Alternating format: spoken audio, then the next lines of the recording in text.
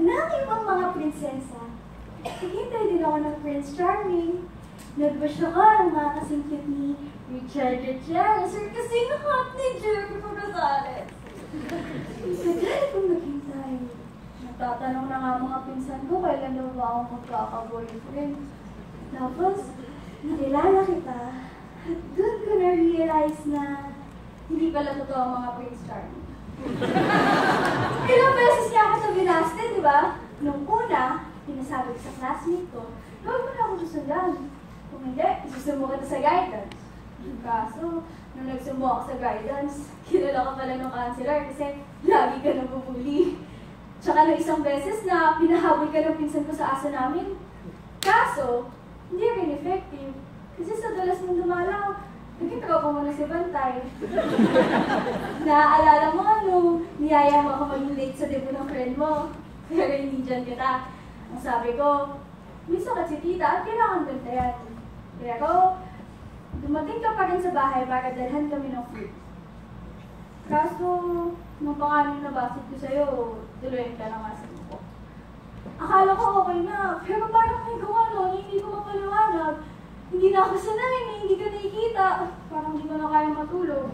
Wala ang mga message o tawag mo.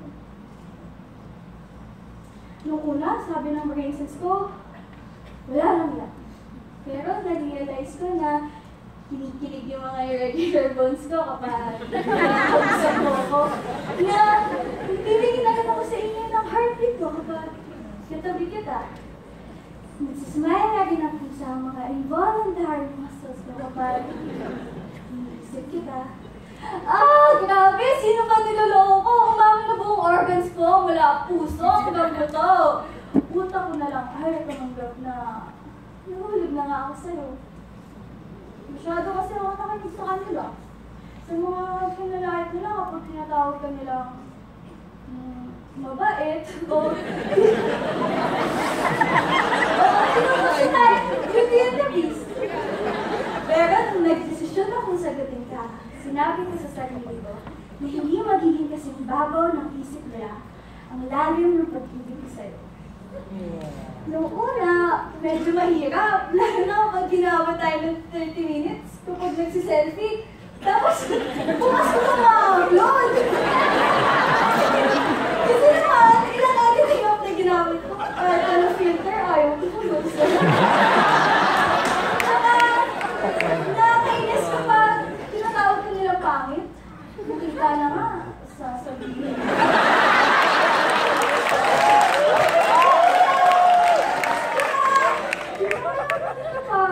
Nagkataon lang mas maraming mas gama sa'yo.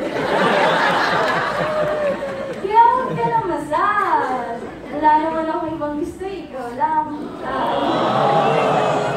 Aanin ko ang kamukha ni James o kahoy ni Zayn Malik kung hindi nila alam paano ako mamahalin. Kung paano ko gustong amuhin kapag nag-iinarte ako after mo hindi mag-text. Kung paano iintindihin lahat ng jokes ko na ikaw lang ang nag-iisa sa buong mundo ang nakakagigis. Kung paano ko pangingitiin kapag sobrang sakit na napusin ko dahil sa mens. Aalihin ko ang lalaki perfect looking kung hindi naman nila alam, kung hindi naman sila kasing perfect mong mga lambing. Tsaka, huwag ka nga maarte kapag tinanong mo yung magic mirror. Hindi rin ako ang fairest of them all. Hindi ko kamukha si Liza o Jenny Gutierrez. Tingnan mo nga itong double-chin ko. Imagine pa sa bil-bil ko. Mas madami akong dapat ika-insecure kaysa sa'yo. Basta, tandaan mo, wala akong pakialam sa kung ano yung tingin.